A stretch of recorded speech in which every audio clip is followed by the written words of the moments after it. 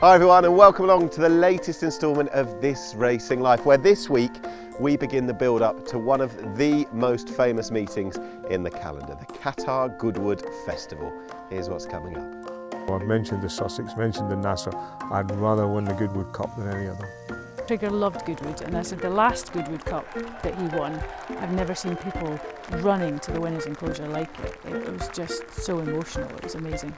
It's a very friendly course, sort of totally different to a day at Royal Ascot. I think people come there and really enjoy themselves, picnic, and it's a really fun course. We had some fantastic racing, some great performances, the likes of Stradivarius, Little Rockefeller, Batage, and of course Cross County went on to win the Melbourne Cup. It just made me think that maybe it ain't that hard, is it?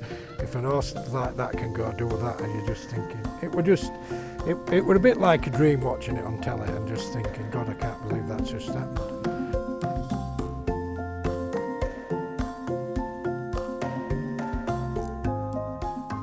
Well, just behind me and down the hill in the valley is Kingsley Park, home of course to Mark Johnston and his record-breaking operation. And despite being around about 300 miles away, Goodwood has been a place where this operation has sent out a huge amount of winners, not least at the Qatar Goodwood Festival itself. They're cresting 80 winners there throughout all time, a dozen times the leading trainer at the meeting. It's a special place for all involved. Just want to read out a couple of the successes at Goodwood over the year. I'm going to say a couple because I can't go through them all, but however many what is now Golden Miles, 5 Goodwood Cups, the King George, Lily Langtry, the Richmond, the Molecombe. When you listen to that sort of that list of races and that CV, do you take stock ever? Do you look back and think about those kind of days, or do you not allow yourself and always look for the future? Yeah, because if I did, I'd start saying, well, why is the Sussex not on there? Why is the Nassau not on there? These are the important things. There's a lot of races at Goodwood still to win. Of those that you've won before, which would you like to win again the most? Would it be the Goodwood Cup? Oh, absolutely. Absolutely. There's nothing quite like it, and it's quite hard to explain, even more so now it's a Group 1. I've not won it as a Group 1. But you go to Royal Ascot. Look at Royal Ascot. The number of top class races and the number of Group 1s, and I still say very easily there's all those Group 1s that I haven't won, and I'd still rather win the Ascot Gold Cup than any of them. And the same applies at Goodwood. I've mentioned the Sussex, mentioned the Nassau. I'd rather win the Goodwood Cup than any of them. This year, the Goodwood Cup. From what you said to me earlier, are you revved up now to take on Stradivarius again with DXB? Is he in a place where he is absolutely fit and firing for it in a couple of weeks? Yes, I think so. I think he is. But it's not about we've changed something or he's got better or we feel we can see some weakness in Stradivarius. No, I know it's a mountain to climb, but I know that the only certainty in this game is if we don't run, we don't win. He didn't lose any of his credibility whatsoever. In fact, in my humble opinion, the effort he put up at Ascot was superb. He lost his unbeaten record this season, but he's bumped into seemingly one of the very top stayers of recent times, hasn't he? In your personal opinion, how do you reflect on Royal Ascot? Yeah, no, I think we learned more from it. We've learned a lot about the horses. I think he probably is better this year than last year, but we know now, we've run him enough times that we're learning that he is a bit too laid back for his own good. He's a bit slow to get going, a bit slow to respond. If he was running at a lower level, I'm sure we probably would have blinkers on by now. It's something I wouldn't rule out for the future. If we just need to sharpen him up a little bit. But for the moment, we're not suggesting he's not genuine. The way the horse battles back is fantastic. It's just this need to have something to battle with, and it's not always there in these races. Is he to a degree, could he almost be isolated in the most part of the race, given that he does his thing on the front end? You said earlier, it would be lovely to give him a pacemaker, but to find a pacemaker of that calibre wouldn't be easy, would it? No, exactly. And yeah, obviously Coolmore, Godolphin, people, they find pacemakers in the biggest of world races. But it does obviously get much more difficult when you get to cup race level. You're going that much further to find a horse that's good enough. And one of the things I've touched already on, the fact that James Willoughby tells me that one year Double Trigger did the fastest final furlong of the Goodwood meeting, including the 5 furlong races. And that's quite remarkable, and you make a big mistake if you ever think that Group 1 Cup horses are not fast. They are very fast when you compare them to horses of lesser calibre, and so you can't just take your particularly for a horse like DXB, where we're all saying he's a bit lazy and a bit laid back, but at Sandown I had 3 in the race, and Austrian School could go with him, but Making Miracles couldn't. And he's a high-class handicapper. He's a very high-class handicapper. He's a Chester Cup winner, made all in the Chester Cup, albeit in heavy ground conditions. But he's no slouch, but he wasn't up to leading DXB. So it's not easy to find a horse. You don't just find yourself some staying handicapper and think that's going to set the sort of pace that DXB needs.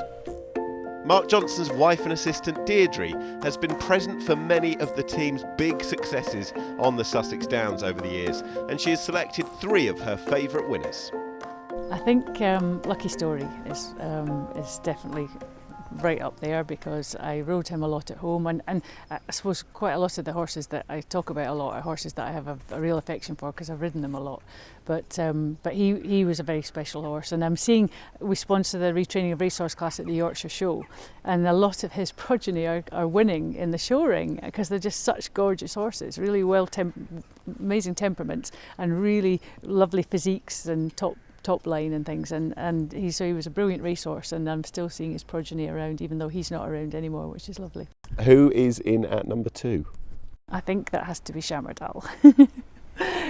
Same race obviously, but another one I rode at home, and he'd won the race at Ayr that we took Lucky Story to, but he won it, and then he went to Goodwood, and he just was a supreme athlete. He was just such an amazing horse. We had no doubt we were going to go there and win, and that was that.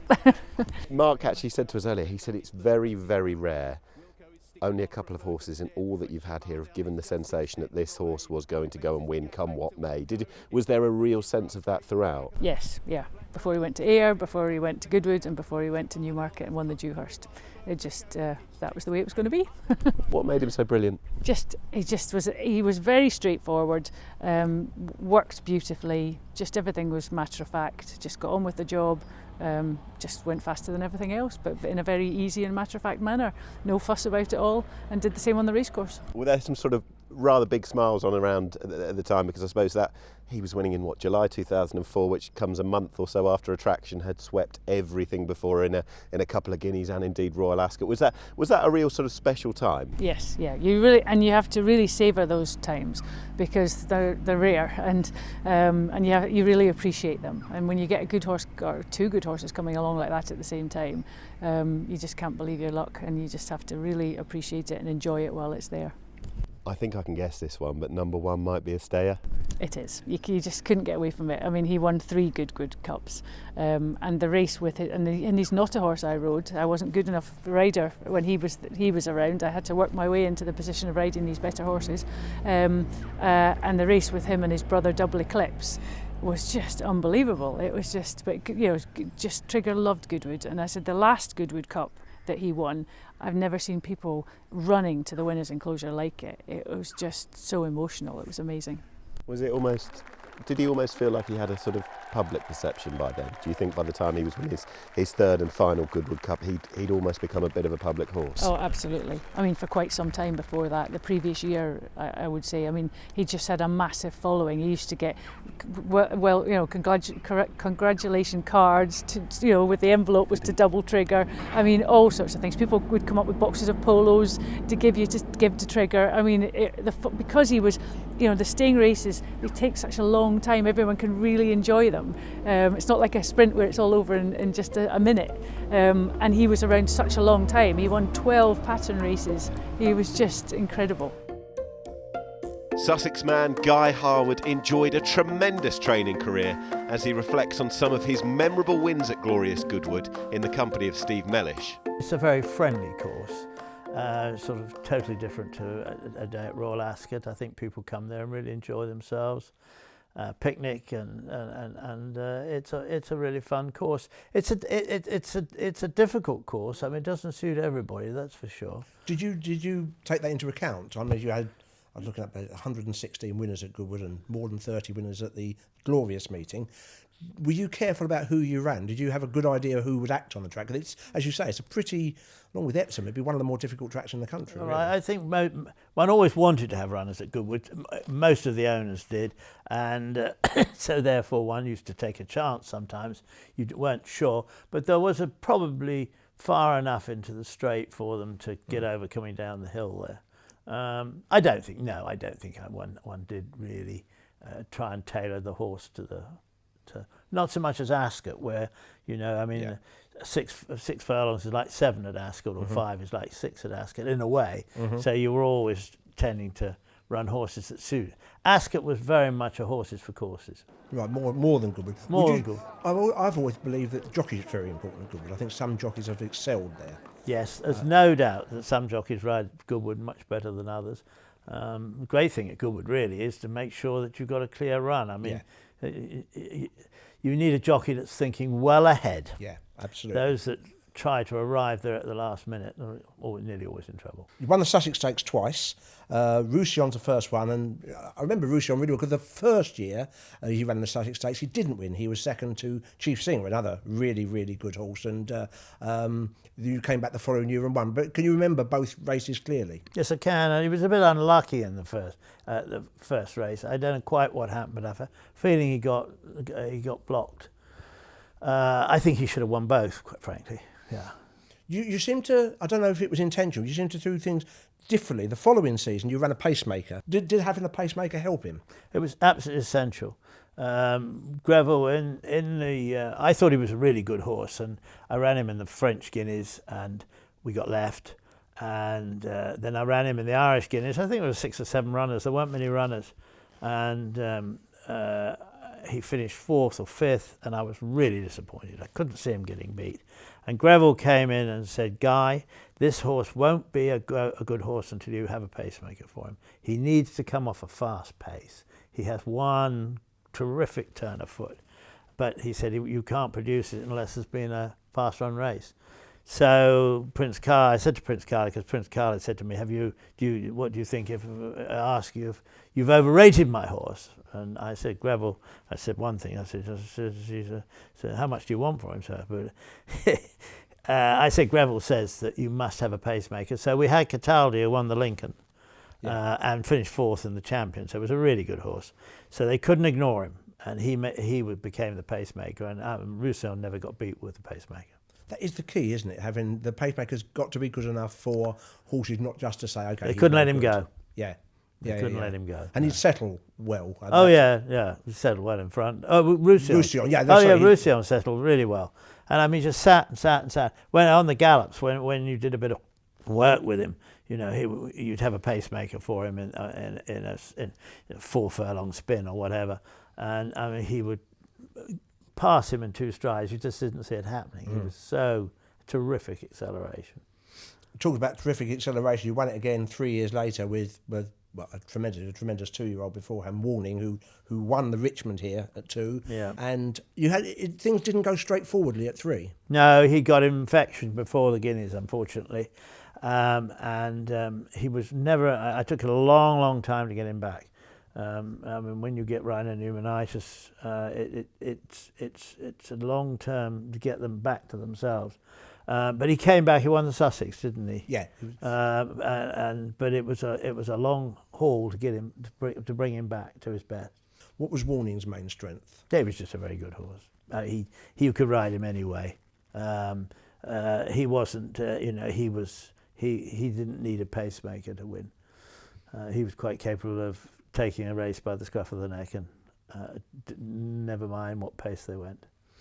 So theoretical, this is a race that would never happen. The two great milers, we've just described, two great milers.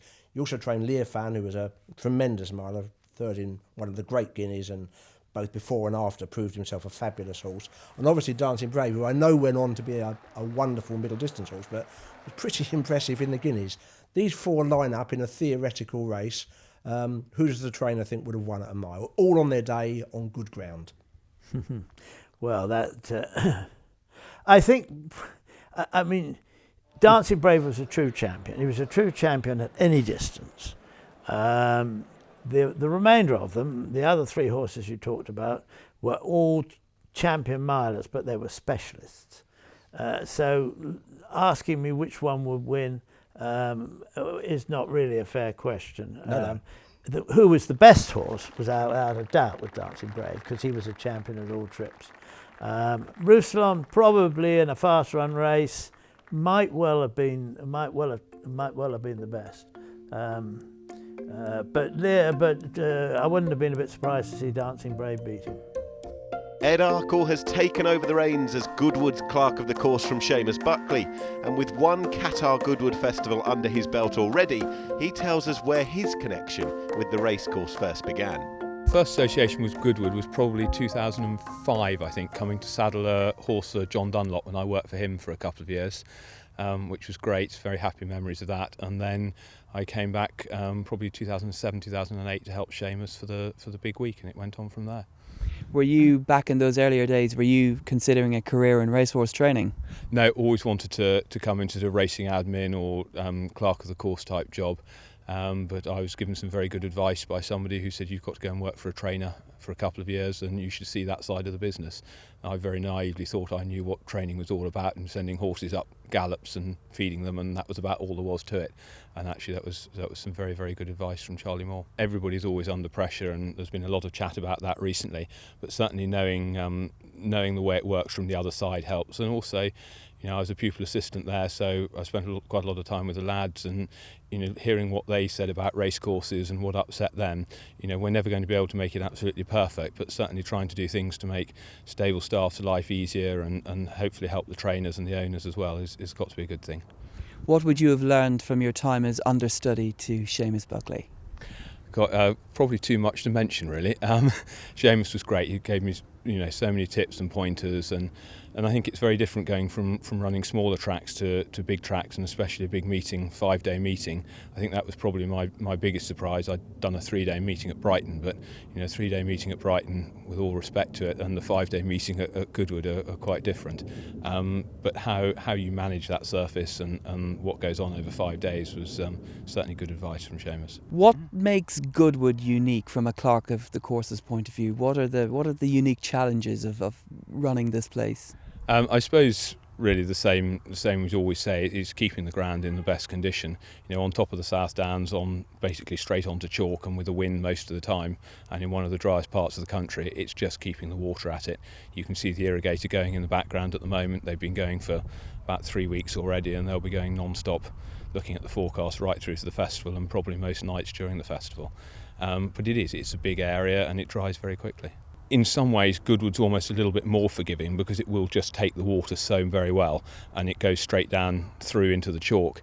And I suppose years like this and last year when it was so dry, you just knew you had to keep getting on as much as you can. The difficulty is really when the forecast suggesting there's going to be some rain, but there's no great strong indication of it. You might get some, you might not. It depends where it goes, a little bit above you, below you. And then you're playing, as Lorcan Wire said in Ireland, you're playing poker with the weather, which is never a very good thing to be doing, because you will get caught out. They say you get 2 mil of rain. If you don't put some water on and you don't get the 2 mil, it's going to be rattling quick.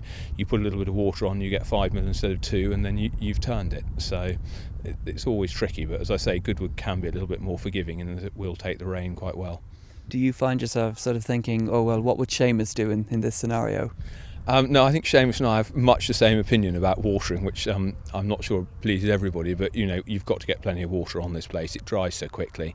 We saw last year that it went from the easy side of good straight through to good to firm in 5 days, and I know that was it was warm, hot weather, but the more you can get on, the better in the whole, especially with a big 5-day meeting, because if you start quick on Tuesday, you're only going to be one thing by Saturday if you don't get any rain on, and you just can't do the amount of watering you'd like to. And while you have to do some watering overnight, it's never ideal to be trying to put too much water on, because it does tend to make the top chop off rather a lot. How much did you enjoy the 2018 Qatar Goodwood Festival? From when it rained on Sunday, quite a lot. Up until it rained the Sunday before, not very much. We had, as we all know, a particularly warm, dry summer. But once we got that rain, the track came on. We had a great week. Weather was perfect. The ground just dried back half a point each day. We had some fantastic racing, some great performances.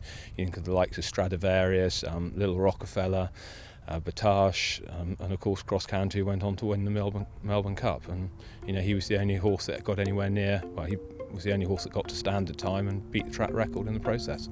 So it'd be great to see some of those back again this year.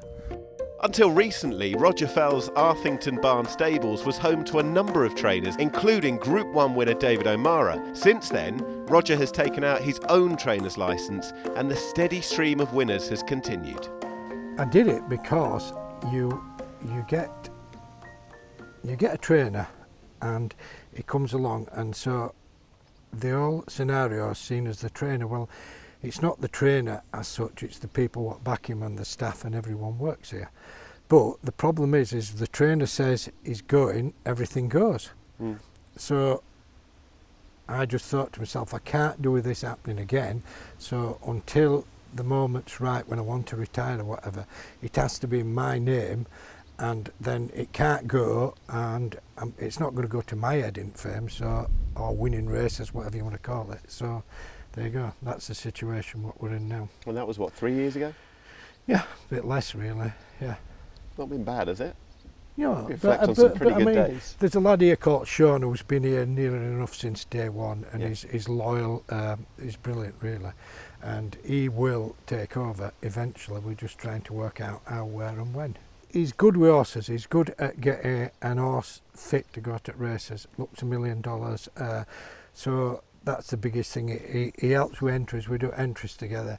Anything to do with business side, I deal with, but I'm trying to teach him to do more in the business. I'm pushing him into owners and making him talk to, which he doesn't really like that, but that's a bit that's most important, that you have to have a bit of a personality, don't you? What he'd have learned from you surely is the work ethic, because we're standing on this beautifully manicured lawn that you do yourself. Out there, inside where of course the horses train and gallop, you've got all these paddocks which are all beautifully kept. You've got sheep, you've got chickens, you take care of just about all of that yourself. You don't let anyone else near it. Well, I've got Pete who's my maintenance man, and he does help etc, but he only works 40 hours a week, and I think I probably work about 80 hours a week, so that's the difference, yeah. So that's semi-retirement? That's semi-retirement. But I've just bought an house in Marbella, so watch this space. What days have you enjoyed most as a trainer so far? As a trainer, probably driving Allspots to Leopardstown and winning the race at Leopardstown. I can't remember the name of the race, but there were just me and Sarah went. Big handicap, heritage handicap. We went there, we burnt sugar. No one really wanted to know us. We were just pottering around doing, and then all of a sudden burnt sugar won, and everyone wanted to be his best friend. And that makes me smile, but there you go. That's probably my best day, to go into Ireland, which is where the best of the best comes from, and win a race, an heritage handicap. He's a really good horse to introduce at this point of the chat, because to win those kind of Saturday handicaps, what did that do for you? Well, for one, I weren't there when I should have been there, but Either day. what did it do? It just made me think that maybe it ain't that hard, is it? If an horse like that can go do that, and you're just thinking, it were a bit like a dream watching it on telly and just thinking, God, I can't believe that's just happened. So then we went back to Ireland again, and there you go, and Oisin Murphy got off him there, and I think he'd ridden in the race before. I think he'd ridden Roar and Lion, and won. So we were at next race, and he rode it, and he got off it, and he said, if I'd have got out, it would have won. So that would have been 3 Heritage Handicaps on trot. So some horse, innit? Just a bit. Do you feel like you excel with horses like him? That sort of trip, that sort of age, that sort of level? I think the place adheres itself to all the sort of horses what need to feel good in themselves. And it just seems, this place just makes them happy horses. Probably because they don't have too much work to do, it's not too hard on them. But none of them refuse to go out gallops. They all want to go out there, and they all want to enjoy themselves. And staff too, the staff are brilliant. The girls are so friendly, giggly, laughing all around them. So I think it probably it's the place and the staff what keeps it sweet and happy. What keeps you happy? What keeps me happy? When everyone else is happy, and sunshine. I like sunshine, even though this sunshine up there is a bit powerful at the moment. Sunshine keeps me happy, and people being happy. Is that right? Yeah. What's bad about life is getting old. How long do you want to do this for, do you think? I'm 65 now. I checked on that other day, and I can get my pension from £180 a week. In October. So I would like to think, if Sean will step up to Mark and do, I would like to think at what point it's right, I would like him to take over, or not take over, I would want him to have it somehow and do it himself. I don't know how yet, but I'm working on that, because I think he deserves it, and there you go. I came here as a 17-year-old with struggling to pay for my car tyres, and now I have a house and I have a fairly decent car, so this place has been my home, and it's helped me out massively during my career. I came up here with 12 or 15 horses. I saw it grow to 120 horses at one point with O'Meara. What was that like, that era? That era was very, very good. We had brilliant staff, we had lovely horses, likes of Amazing Maria, Moving Time, G-Force, and the list goes on, really. And they're all Group 1 winners? They are all Group 1. We had top handicappers with Pepper Lane winning the St Wilford. Outdo, he did a good job there. But no, it was very... At that time in my life, it was the best time ever. We had winners in it every day. It was brilliant. Loved it. When David left, a few years ago now, was there a real temptation or a real chance that you could go as well? Because around an hour or so from here. Yeah, I certainly had an option to go or stay here. For me, I think it was better off staying here, as in I can run this show myself, sort of thing. I'm under Roger. I speak to Roger, and that's about it. And I live half an hour down the road, so it's brilliant for me. I loved it. I'm just part of the furniture here. Whatever comes here, I just stay with this place. Is that how you feel about it? Yeah, I love this place. This is my house, and that's it, really. I love it. What do you enjoy most about this relationship now? I see it as I don't work for Roger, I work with Roger. Me and him, as friendship, it's brilliant. We have a great partnership going on, me and him. That's about it, really. I just love not having to get orders out. It's Roger's a very easy bloke. He's very laid back, and we have meetings at 9:30. Between 9:30 and 10, we talk about yesterday, we talk about today and tomorrow. And that's as far as we ever get. We only talk about the 3 days, and that's it. We don't get much further than that. Roger is a brilliant businessman. He turns a penny into a pound. He's very good at that. So I learnt a lot of David with the horses. And when it comes to Roger, business is second nature to Roger. And I've learnt so much off Roger with business. I couldn't tell you. He's been such a great help to me. In all the time that you've been here, has there been a big plan, a one-day sort of idea in your head? about what you want to do? Hopefully that's in the line. I'd love to take this place over one day, whether it's to buy it or to rent it, I don't know, but I'd love to take it over one day. And I know this place works. We constantly get winners. I've been here 10 years and there hasn't been a month where we've never had a winner. We've always had winners here. Well, unfortunately, that's all we've got time for in the latest instalment of This Racing Life. Of course, the Qatar Goodwood Festival of 2019 is just around the corner. All races live and exclusive on Racing TV. But we'd like to thank everybody who made this week's show possible, and of course to you at home for watching as well. We'll see you again soon.